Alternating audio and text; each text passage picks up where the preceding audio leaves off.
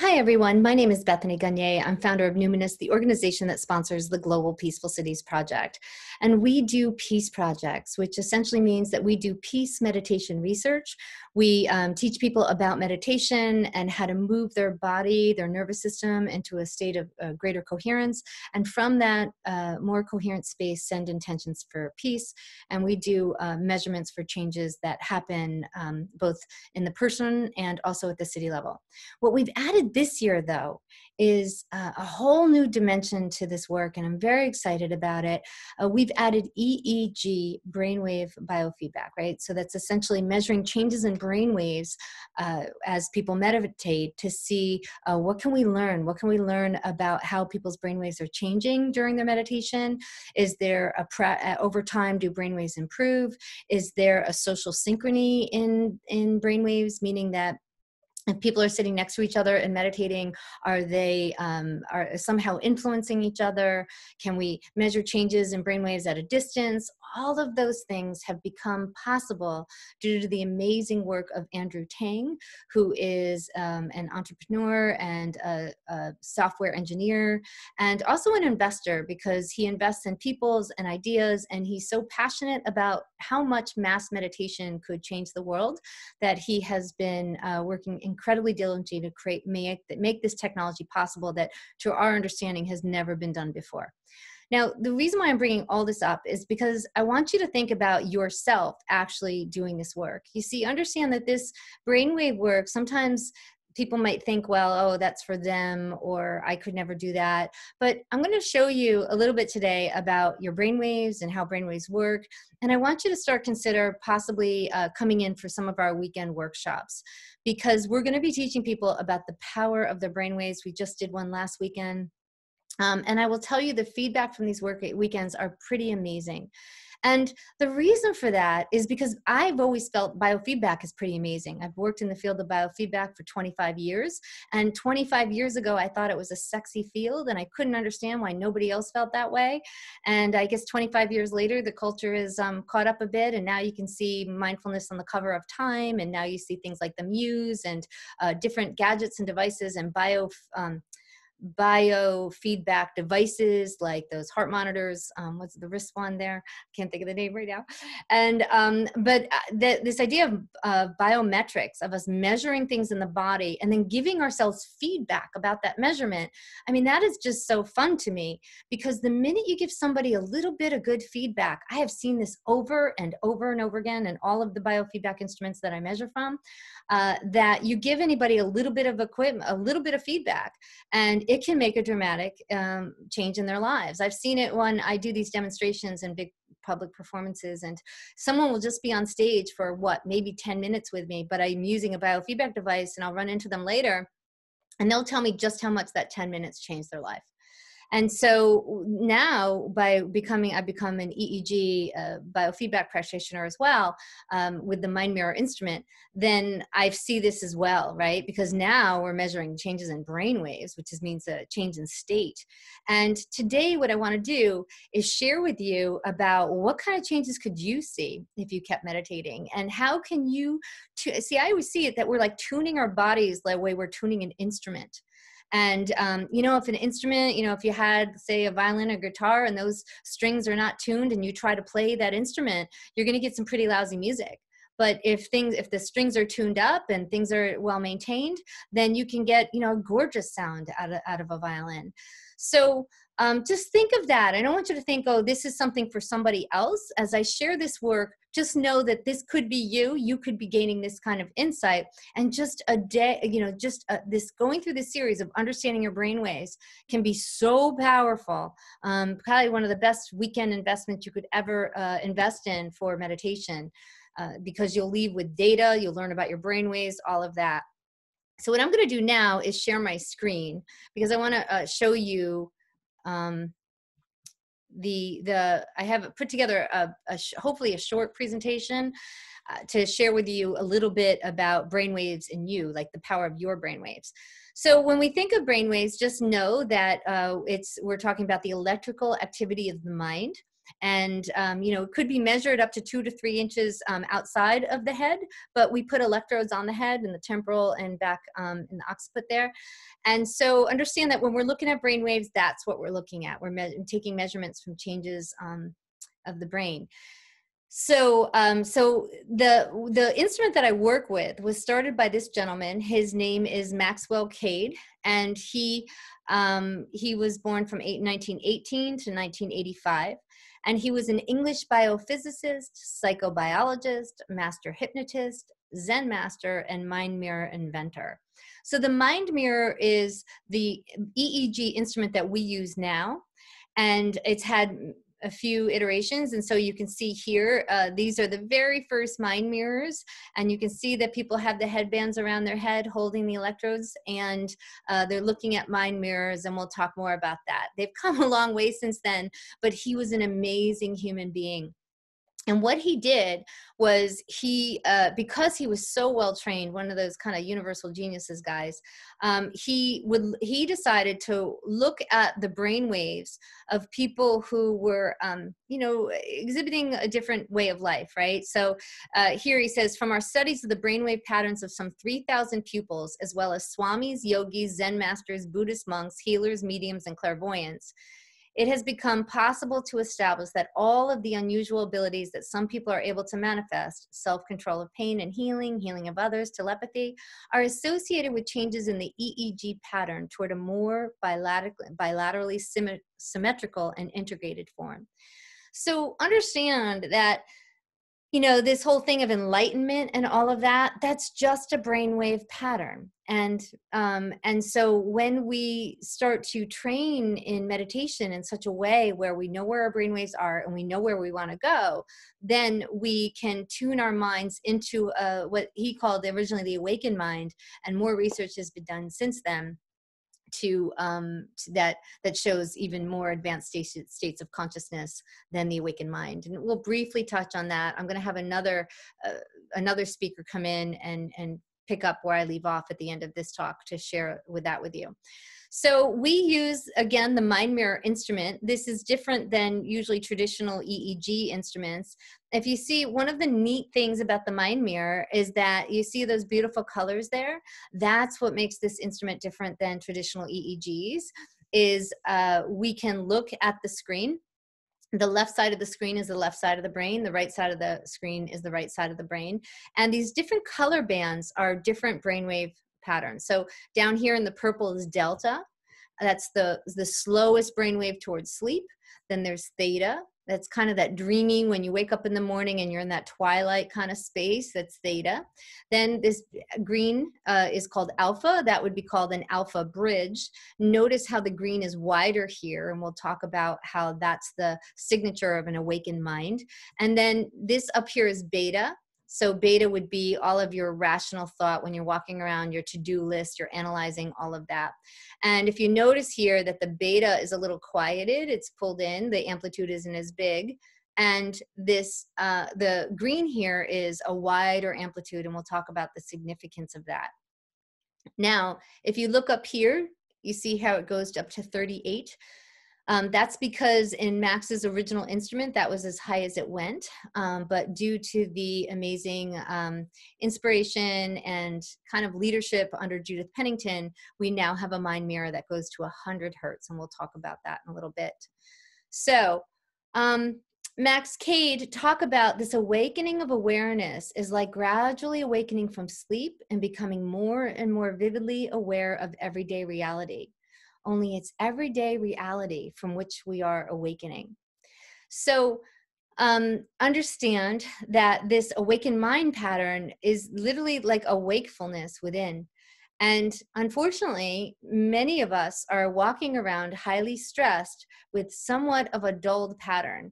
And we'll talk about more about that. But the idea of being able to tune yourself into the awakened mind helps us enjoy our lives more. We're more successful. We're happier, all of that. So his protege was a woman named Anna Wise. And she was known, she would say about this idea of tuning ourselves into the place we want to be. She would call that mastery. And she said, mastery means being in the state you want to be in when you want to be there, knowing what to do with that state and being able to accomplish it. Right? So the way I always say that is to be in the place you want to be, to bring out the highest and best within you on demand. Right? Wouldn't that be nice to know that if you're going into a presentation or you're going into a difficult conversation with your spouse or something like that, you can tune yourself to bring out the highest and best within you. And certainly in this day's political and societal climate, more and more, we need more people who can tune themselves in this manner so that we can really hear each other and conversations can go better. The way the Mind Mirror literature talks about tuning ourselves is this idea of doing measurements and then using something called landmarks or keys. And landmarks and keys are basically like we take people down into those low brain waves, and then we have them kind of discuss it and talk about it and really honor it, and then add a symbol to it or something so that people can return there on demand, right? So that they can find their way home, so to speak. So, and that's part of the training when we do our weekend meditation trainings, is you are learning your own landmarks because everybody's different. And you are learning what it feels like to have an awakened mind pattern or an above mind pattern, those types of things. You'll be learning. So Anna Wise was actually very well known. She had written a couple of books, especially Awakening the Mind and the High Performance Mind, Mastering Brainwaves for Insight, Healing, and Creativity. So that was Anna. And then her protege was a woman named Judith Pennington, who is now the keeper of knowledge. She has been just so dedicated to maintaining all of the body of work, all of the research, all of the brainwaves of all the students coming through. She's really been amazing as far as working so hard to keep the body of work going. I often feel like it's kind of like the way I feel about the Peace Project is the way Judith is about this work. She loves this work. She's passionate about helping people. And I'm just so thrilled to be collaborating with her as well. So what is an awakened mind? And if you can see here, there's a description. It says an open flow of awareness through all brainwave frequencies, providing access to the clarity, creativity, insight, intuition, and spiritual connection available within the brain and consciousness. Creative flow, peak performance, psychic perception, and healing. Okay. Now, again, do you see how green is the widest frequencies there, or it has the widest amplitude? We'll talk more about that. Those are the alpha brain waves. We'll talk about that. They are very much associated with well-being. So what happens is when we have this open flow of awareness where we're aware of what's happening inside of us and we're aware of what's happening outside of us, and there's this kind of ebb and flow of communication deep into our subconscious with our environment at the time, there's just this flow of intuition, all of that, then we have these results. We have an intellectual clarity. The beta brain waves are generating clarity. Because we have that green alpha bridge, we have a relaxed sensory awareness. Because we have that beautiful theta there, we have all sorts of creativity, insight, intuition, psychic perception. And also this delta here, which you'd say also a radar and also a connection to the field, a connection of the wider field of information. So another way that the Mind Mirror body of work is different than traditional EEG is that traditional EEG is usually for, maybe symptoms or seizures and those types of things, helping with ADHD, trauma, all of that. The Mind Mirror body of work is about bringing out the highest and best on demand. So it's about optimizing the brain. It's about people wanting to move into beautiful states of consciousness that we've all heard about, and we only think that other people can have it. But when you get into this work, you realize that you have a profound connection to the field as well once you get your bridge open, your alpha bridge going.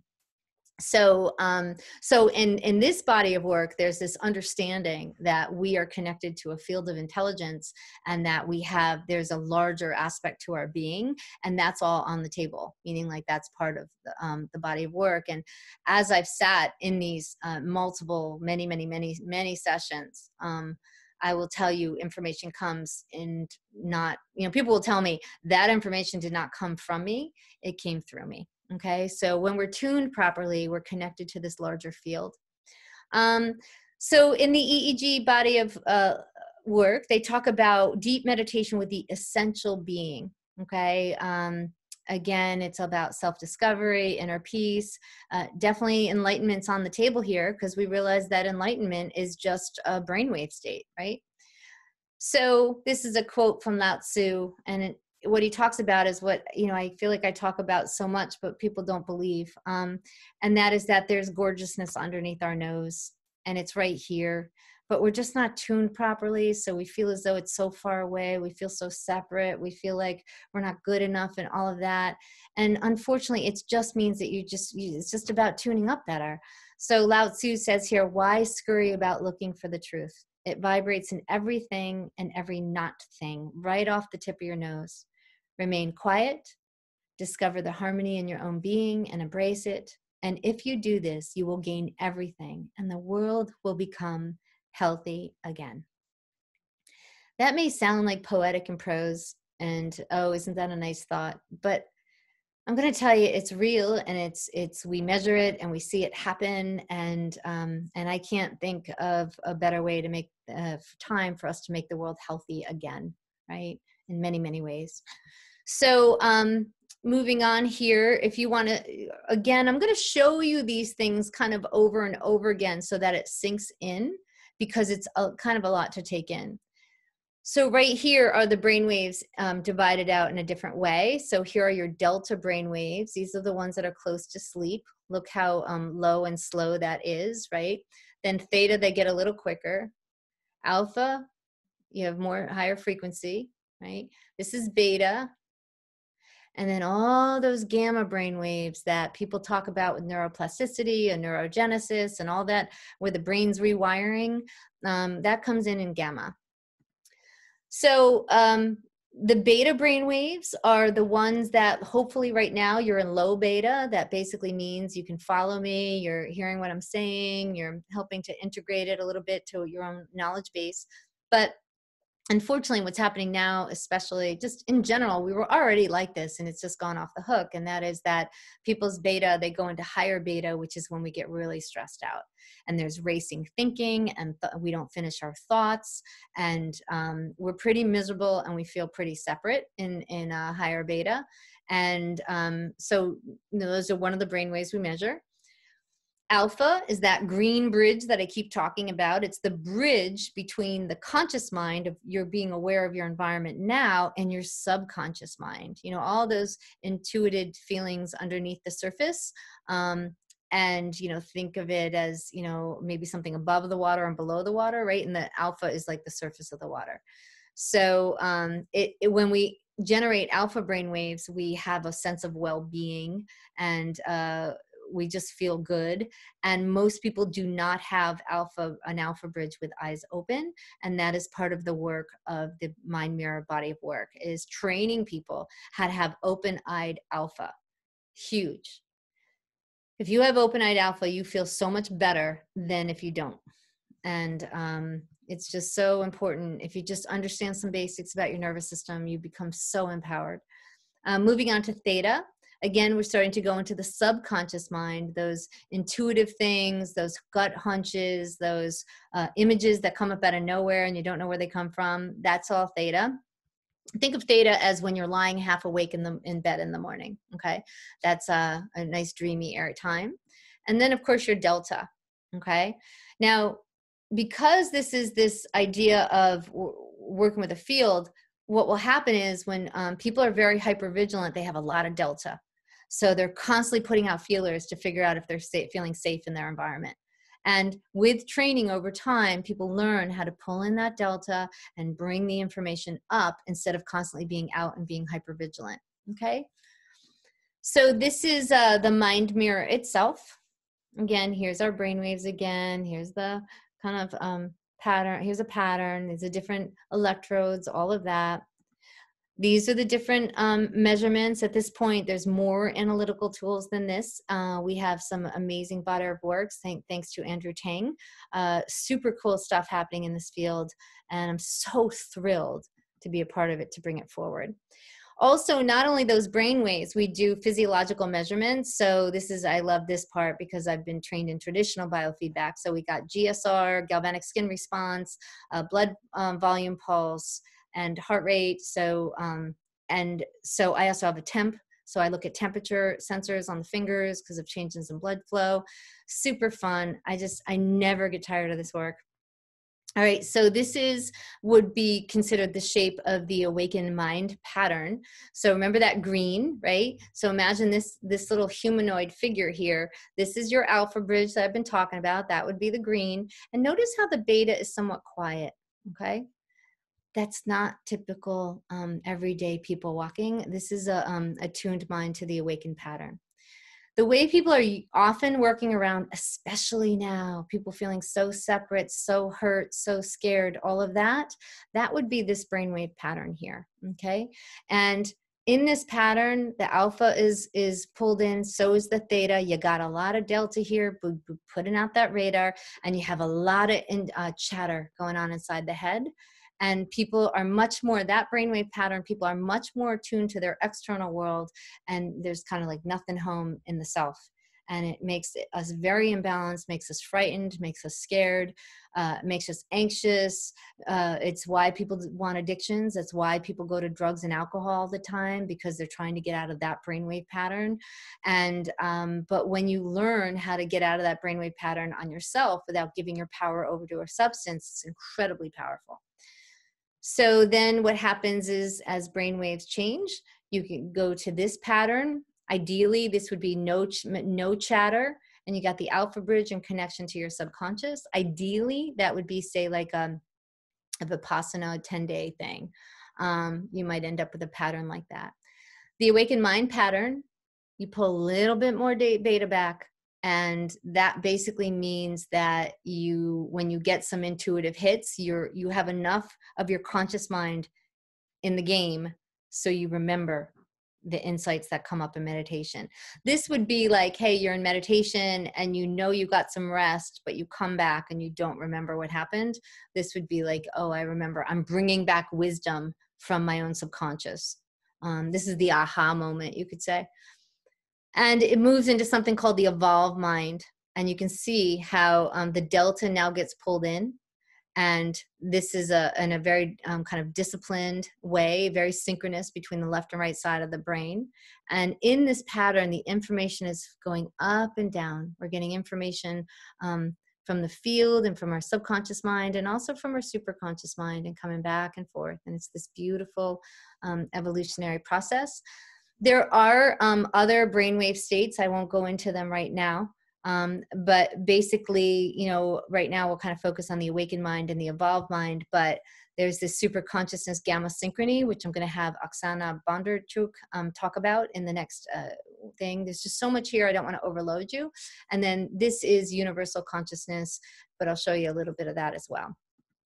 Gamma synchrony is basically, you've got a lot of these high gamma brain waves. I'm just lightly talking about it. That's it. This would be, and then this is the universal consciousness brainwave pattern. It goes from 0 to 100 hertz. Look at that beautiful green alpha bridge. You see the relative symmetry between the left and right sides. Understand that this is not a static pattern. The brainwaves are always changing. So this is a moment of universal consciousness. So this is just, it says descent into meditation and higher awareness. This is the pattern that your brainwaves would go through on the way to becoming enlightened. Isn't that fun? It's all been mapped out, right? So, and I say enlightened, but people understand that enlightenment is different. It manifests differently for different people. So we say enlightened, but it's just really a state of consciousness that where you have access to greater amounts of information, and your orientation to the world is very different. You learn to navigate this world in a very different way. All right, so I will show you, this is the original Mind Mirror from Max. You can see back then there was no color and it only went up here to 38. It's actually 44 hertz.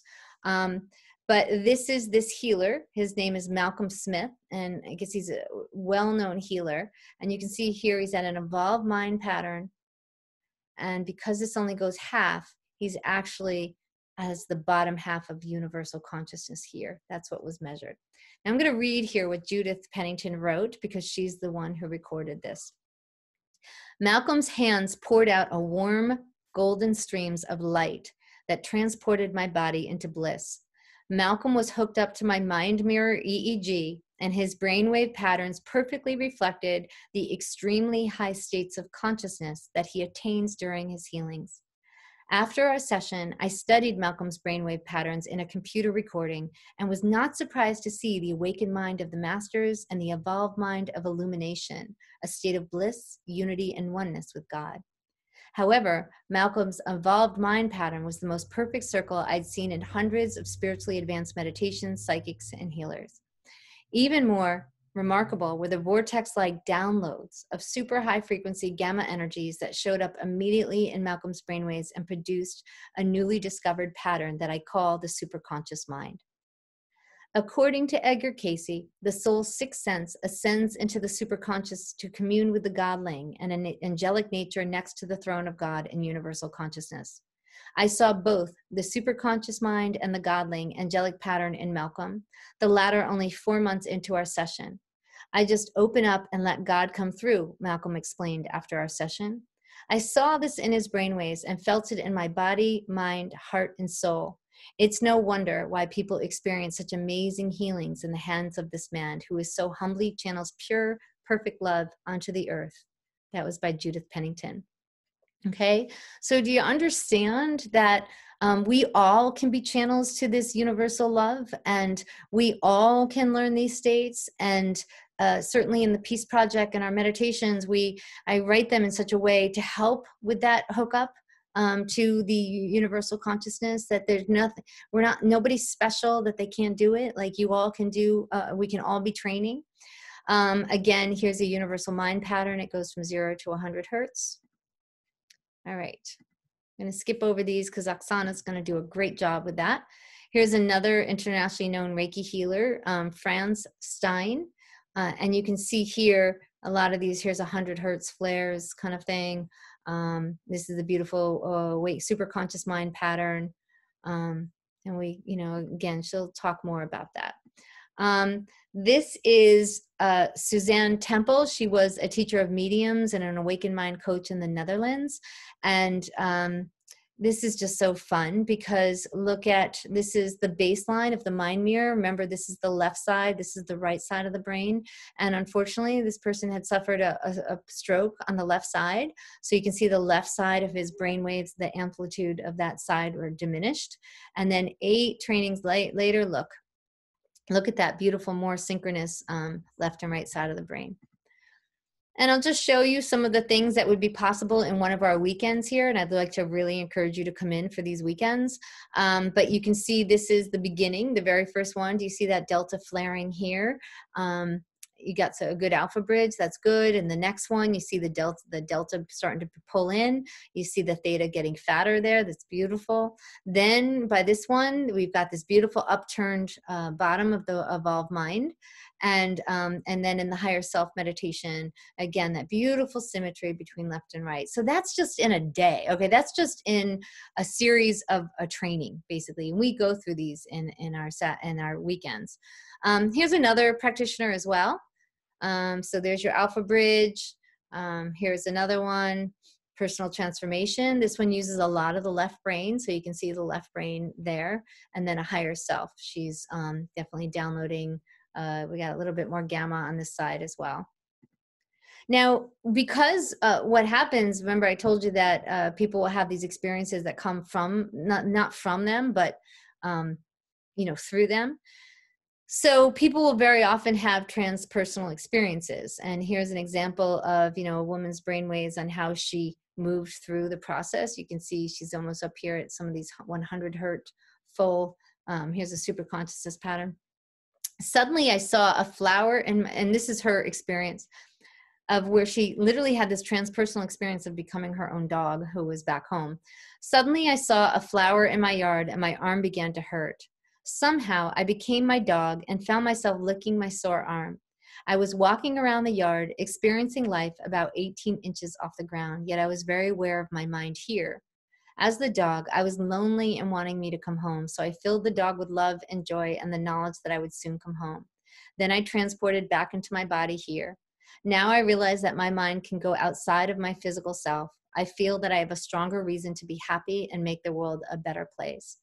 So what's so beautiful when we have these transcendent experiences is when we come back to the body, it's almost as if we've had a healing, because we've gone out to our larger nature and we've accessed the larger portion of ourselves, which basically nourishes us.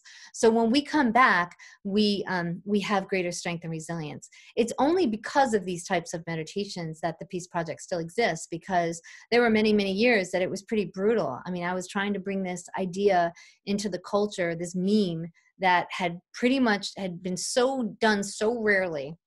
And it had never been done at the city level the way I was rolling it out. And it had never been done in the way I was doing it.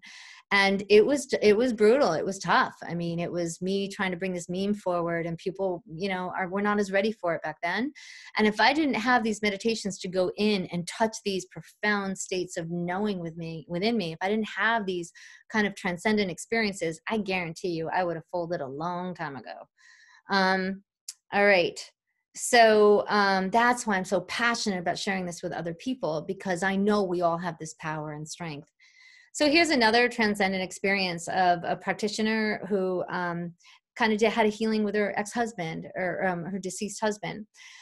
I was dancing and it was so vivid that I could feel the movement of each finger and arm. My deceased ex-husband joined me and we danced together in a life of perfection that hadn't existed.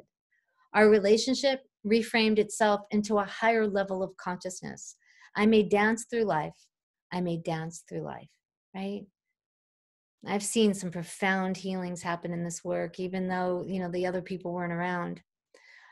So just closing this up a little bit, awakened people are, these are some of the characteristics. I'll just say a few of them. Happy, spontaneous, creative, intuitive, loving, peaceful, compassionate, balanced. They don't criticize much or blame others, nor does the awakened person attempt to control the actions of people. They're when you're in that level of consciousness, that you feel very whole, so you really just don't want to screw it. Like, you wouldn't want to kind of take on other people's stuff, and you wouldn't want to judge, because it just would ruin your vibe, right? So a person with an awakened mind is an evolutionary, naturally devoted to love and service, arising from a deep, heartfelt devotion to humanity and God, or divine consciousness, the non-local field. So beautiful. So as I said, this could be you, and I would love, certainly we would love to work with you. We're doing this amazing research. We're going to be doing more of these weekends, and hopefully I'm going to have a link for you to connect if you just want to talk to us. If you want to talk to Andrew Tang, the software developer, if you are interested in working with the technology, all of that, just please reach out to us as well if you're interested in the Mind Mirror portal. So I just want to share with you, this is what I just got from our last weekend one. Hi, Bethany. I want to thank you for the incredible seminar last weekend. It was very meaningful for me. I am grateful to have attended. I continue to receive further insights, and one especially prickly memory from childhood has been remembered more clearly and forgiven. Isn't that beautiful? Best of wishes to you and Andrew and your team as you continue this new chapter of Brainwave study. I look forward to whatever is next. So beautiful. It's so sacred. It's such sacred work. All right, Institute for the Awakened Mind. You can visit them.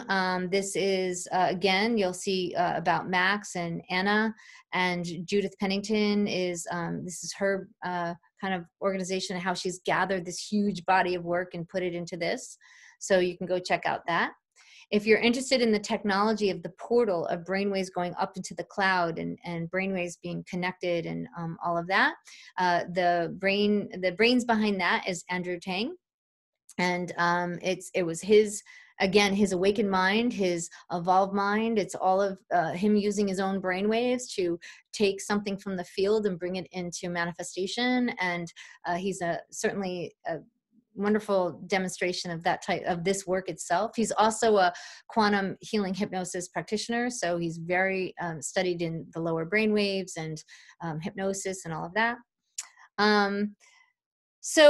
The Happiest Man Alive, there really is a man called the Happiest Man Alive. I believe he's one of the Dalai Lama's fellow monks.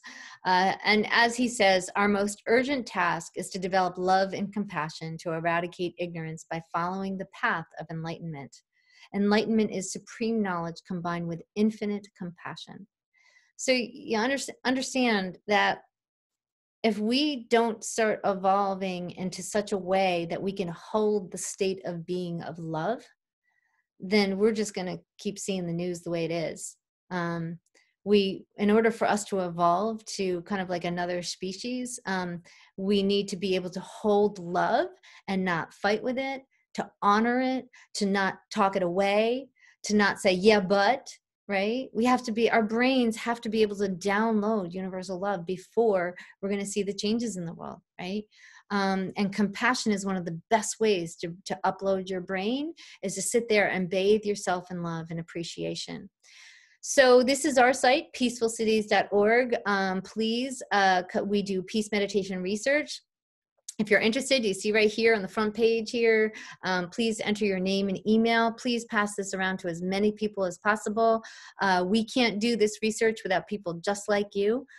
We can't. I mean, we're setting the table. We need people to come and eat. We need people to come meditate with us so that we can do some measurements and we can evolve as a species to see what's the grand journey of being here and having these brainwaves, and what's the highest and best? Let's dream big, right? So that's what we do.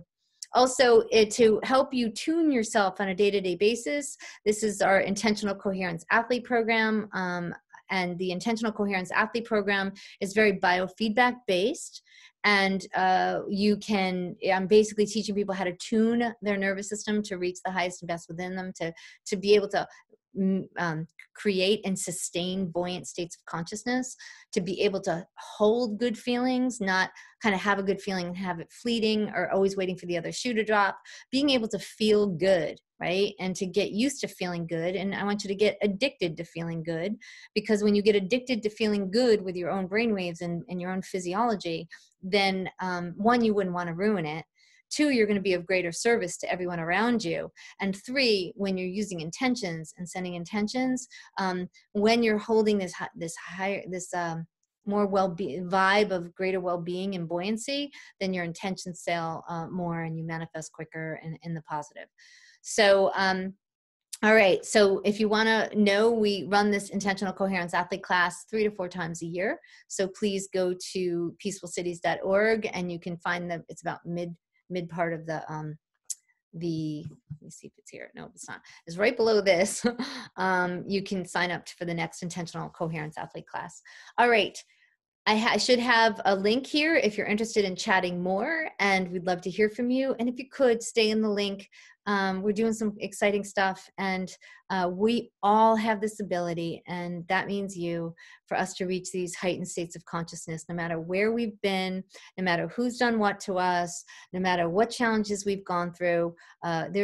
Everybody can brighten their brain. So come on out and learn how to get back to well-being in a very reliable, repeatable way. All right. So thank you all so much for your time. And again, just thanks for coming with us on the journey. We so appreciate it more than you know. Thanks a lot. Take care. Bye-bye.